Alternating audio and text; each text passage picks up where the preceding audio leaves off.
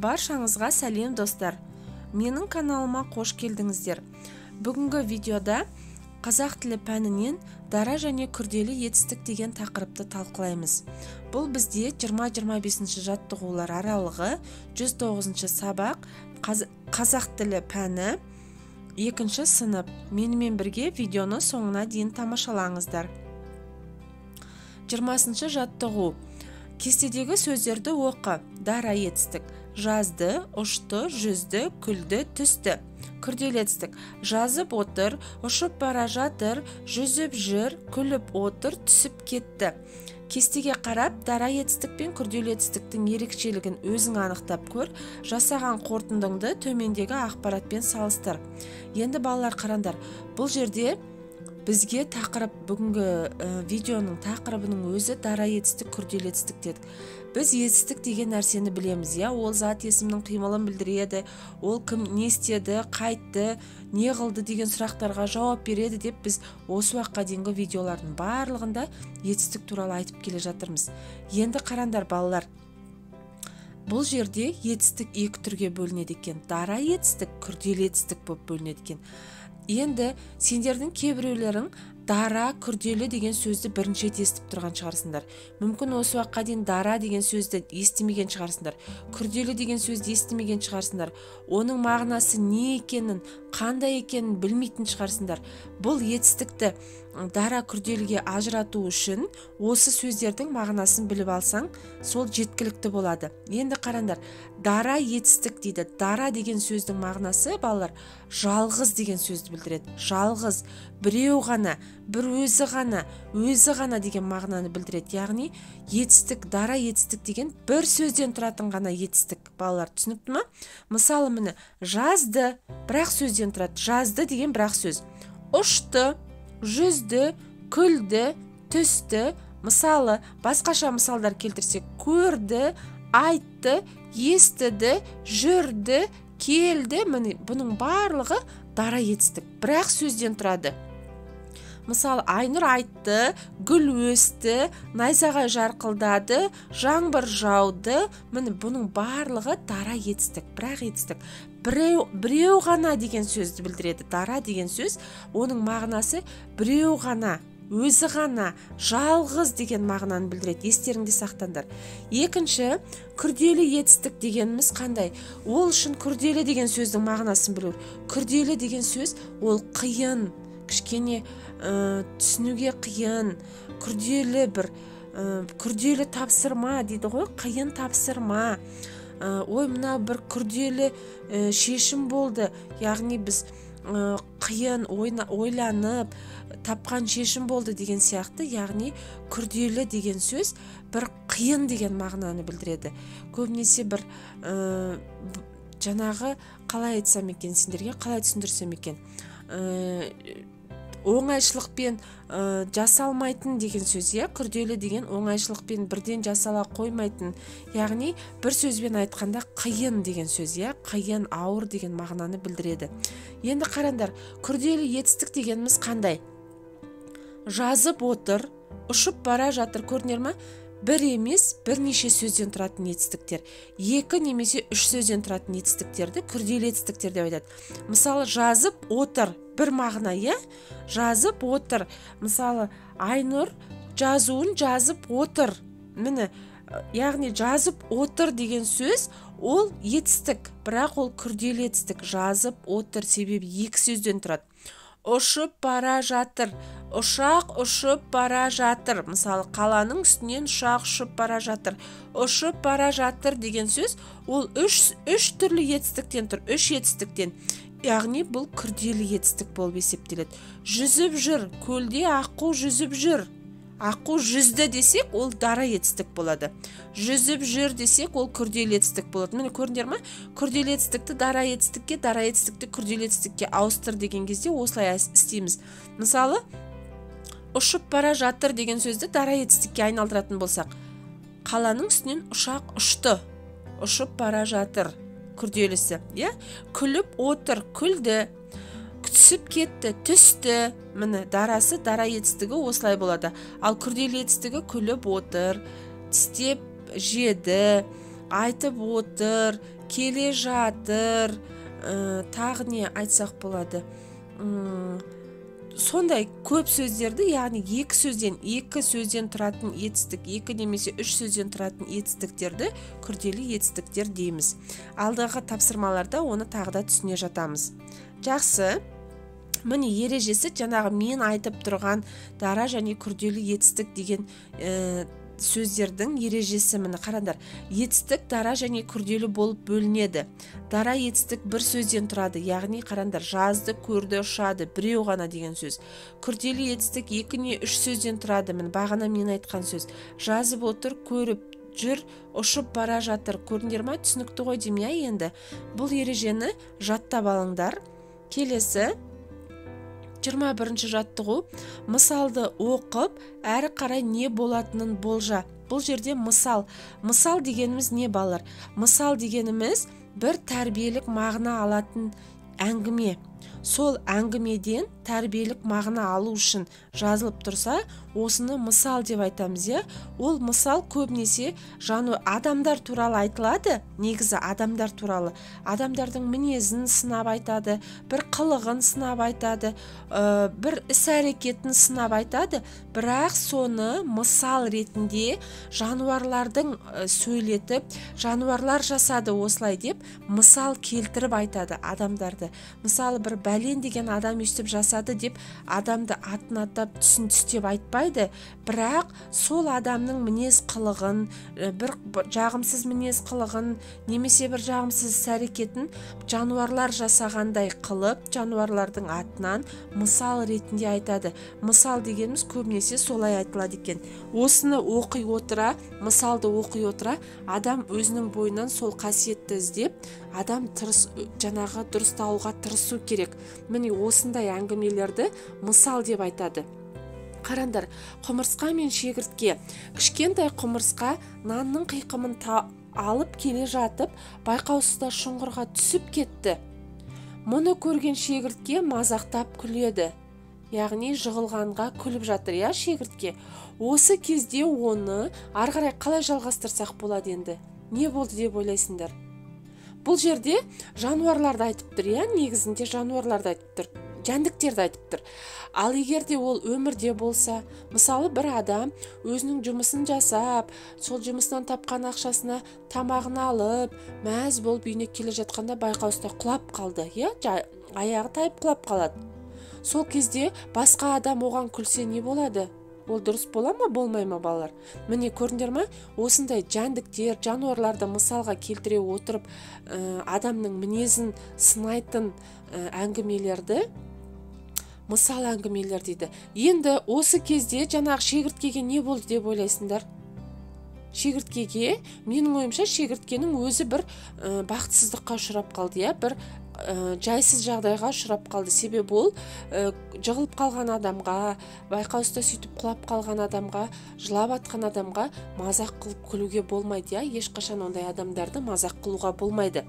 Енді қараңдар, осы жерден бірден орындап кететін тапсырмасы бар екен.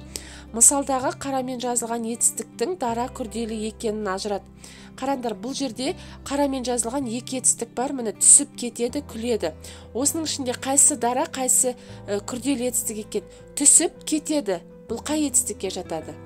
Әрине, бұл күрделі етістікке жатады. Себебі екі сөзден тұр. Түсіп кетеді. Күрделі етістік, қиын етістік, я. Енді күледі. Бұл бірақ етістіктен тұр, дара етістік, я? Жалғыз өзі ғана тұр. Жақсы, енді жаңағы мысалдың суреті бар екен, қарандар. Міне құмырсқа өзінің дәнін алып келе жатқан кезде байқаусызда орға құлап кетіп еді, шегіртке оған мазақ қылып күліп жатыр, я? Осы кезде шегірткеге қандай бақытсыздық? Мен бағана айттым, я, шегіртке бір бақытсыздыққа ұшырап қалған шығар деп. Міне сол бақытсыздық, яғни торғай келіп, шегірткені шоқып жейін деп жатыр, я? Шегірткенің өзі сондай ыңғайсыз жағдайға түсіп қалды. Яғни сондай қиын жағдайға өзі де түсіп қалуы мүмкін адамдардың да. Бұл адамдардың қылығын айтып тұр негізінде. Яғни бұл жерде айтатын нәрсе, балалар, көрдіңдер ме? ешқашан қиналып жатқан, құлап жатқан адамға ешқашан күлуге болмайды, себебі ол сенің өз басыңа келуі мүмкін. Жақсы, келесі 22-ші жаттығу. Өлеңді қатесіз көшіріп жаз. Бұл енді көшіріп жазу диктанты дегенді білесіңдер. Сол жерде біз көшіріп жазған кезде қатесіз барлық тыныс белгілерін сақтай отырып көшіретінбіз. Дәл сол сияқты бұл өлеңді де көшіріп жазасыңдар. Өзі мықты не деген, жүгі қандай зор еді, тіп-титімдай денемен тау көтеріп келеді. Бұл құмырсқа туралы айтылған өлең, өзі кішкентай болса да дәу үлкен таудай жүкті көтеріп алады. Енді етістіктерді тап дейді, күрделі дара күрделі екенін ажырат дейді. Бұл жерде көтеріп келеді деген сөз етістік, енді ол дара ма, күрделі ма? Әрине бұл күрделі етістік екен, бұл көтеріп келеді, себебі екі сөзден тұрады екен. Жақсы, келесі 23-ші жаттығуға қарайық. Енді қараңдар, бұл жерде шағын әңгіме берілген. Әңгімені оқы дейді. Жаралы көгершін деген әңгіме екен. Ахмет бірде жаралы көгершінді тауып алды. Оны аяп, үйіне алып келеді. Денесін суық сорған құс дірілдей берді. Кім сені таспен атқан, ондай бұзық баладан қандай адам шығар дейсің деп, анасы құстың жарақатына дәрі-дәрмек жақты. Құстың қанатының астында тілік бар екен, қан үйіп қалыпты, дәкемен денесін орап тастады. Бір аптадан кейін жарасы жеңілдеді, көгершін қанатын қомдайтын болды. Міне қараңдар, қандай аянышты әңгіме, балалар, былай ойлап қарасаңдар, түсініп оқысаңдар. Негізінде кез келген тірі нәрсе, тірі жан, оны тірі жанға бір зиян келтіруге болмайды. Тірі жандар, мысалы сендер адам болғандықтан, біз адам болғандықтан, мысалы біз кез келген тірі жанға жанымыз ашуымыз керек, себебі біздің санамыз бар, ақылымыз бар. Енді қараңдар, мына жерде көгершінге адам аяушылық танытты, мысалы Ахмет көгершінді тауып алды. Мүмкін ол шалмай жатқан көгершін шығар, себебі оның қанатының астында қан үйіп қалған екен, ол қайдан болды дейсің, себебі оған бала тас атып жаңағы көгершінді өлтірмек болған шығар, немесе бір қызық көріп оны ұрған шығар, ал шын мәнінде ол көгершінге қандай обал, оның да мүмкін балалары бар шығар, балапандары, ол мүмкін балапандарына жем апарып беріп, тамақ апарып, тамақтандыру керек шығар, ал көгершін оның орнына ауырып, қанатының астында жаңағы қан үйіп, бір қанатын көтере алмай, шалмай тұр екен, Енді қараңдар, Ахметтің қылығы осы жерде қандай керемет, балалар, қараңдар. Ахмет жаңағы жаралы көгершінді ұстап алып, оны ары-бері лақтырып, ойнап, мазақ қылған жоқ. Оған жаны ашып үйге алып келді. Байғұс көгершін жаңағы денесі суықтан тоңып қалғаны соншалық дір-дір етеді дейді, денесі суық сорған құс дірілдей береді дейді. Оны жылы жерге кіргізіп, анасына көрсетіп, анасы жарасына дәрі-дәрмек жағып, қан ұйыған қанын жаңағы кетіріп, сол жеріне дәкемен орап қойды, Бірнеше күннен кейін дейді, бір аптадан кейін көгершіннің жағдайы жақсарып, жарасы жеңілдеп, көгершін қанатын қомдайтын болды. Қомдайтын болды деген қанатын қағып шалатын болды деген сөз, Міне көрдіңдер ма? Сендер де өмірде, өмірлеріңде қандай да бір осындай жағдай кездесетін болса, барынша жан-жануарларға болсын, өздерінен кішкентайларға болсын, үлкен ата-әжелерге болсын, үнемі көмектесуді өздеріңе әдетке айналдырыңдар. Бұл сендердің өмірлеріңде жасаған жақсы істеріңнің көбейте түседі, яғни адам бұл өмірге келген кезде барынша жақсы істеуге тырысу керек.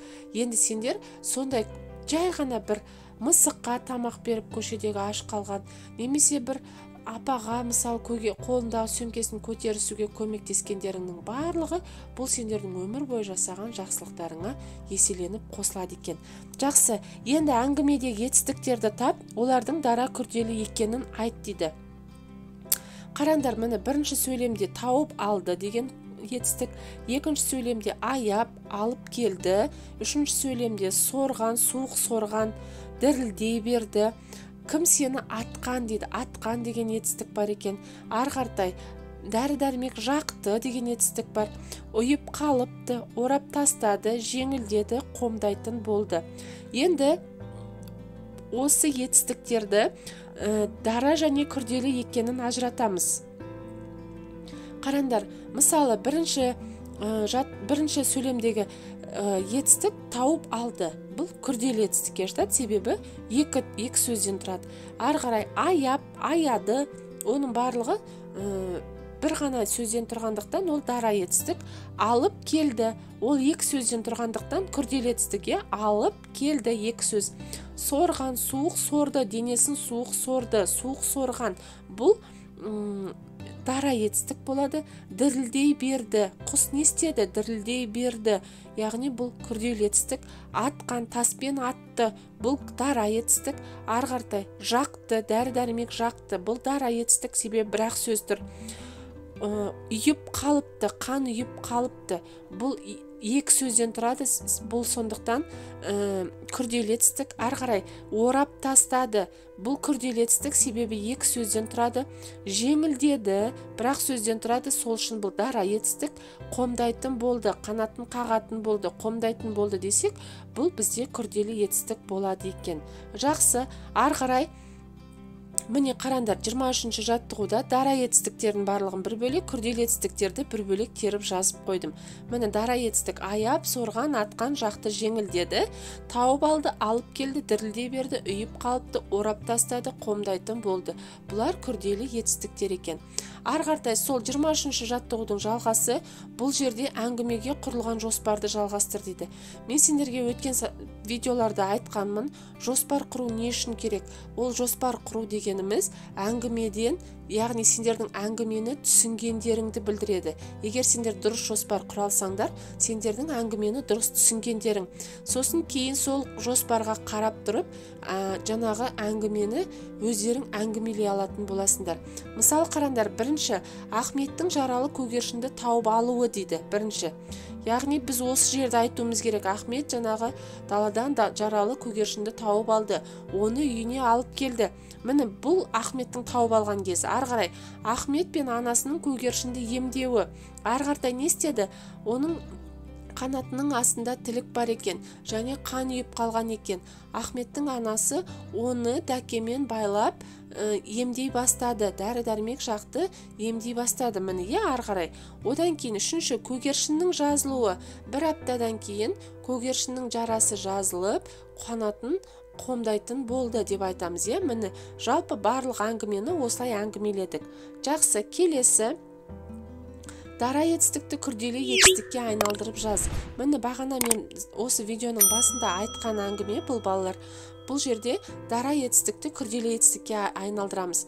Өсті деген сөзді қалай айналдыруға болады? Өсіп жатыр, жуды, жуып жатыр, немесе жуып тұр. Ары қарай сүзді, сүзіп жатыр, сүзіп отыр, сүзіп тұр, сүзіп жүр, немесе озды, озып келді. Бұның да күрделі етістігі. Тоқыды, тоқып отыр. Бұның күрделі етістігі тоқып отыр болады. Жақсы, келесі. Міне балалар, бүгінгі видеоның соңғы тапсырмасына да келіп жеттік. Бұл бізде 25-ші жаттығу. Бұл жерде ребус шешу. Менің алдыңғы видеоларымды қарасаңдар, балалар, көріп үнемі үзбей көріп жүрген болсаңдар, ребус шешуді мен сендерге үйреткен болатынмын. Ол ребус шешу деген өте қызық нәрсе. Мысалы қараңдар, бірнеше суреттер берілген, сөз әріптері бар, арасында сандары бар. Сосын солардың жандарында үтіршелер тұр. Байқасаңдар, кейбір суреттің алдында тұр, кейбір суреттің кейін тұр.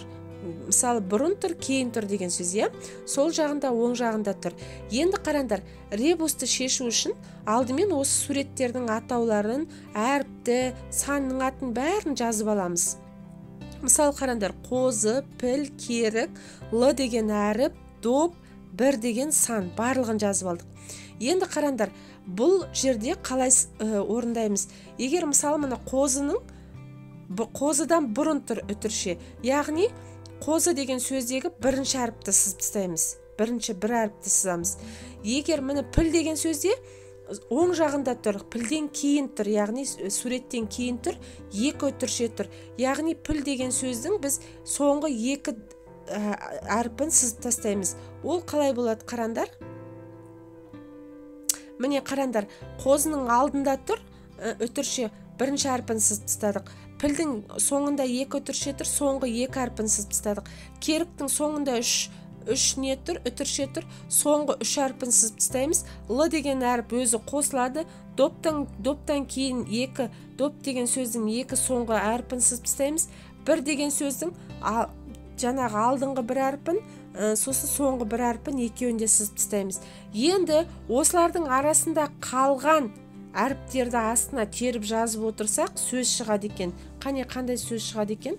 Озып келді деген сөз шығады екен. Міне, озып келді деген сөз.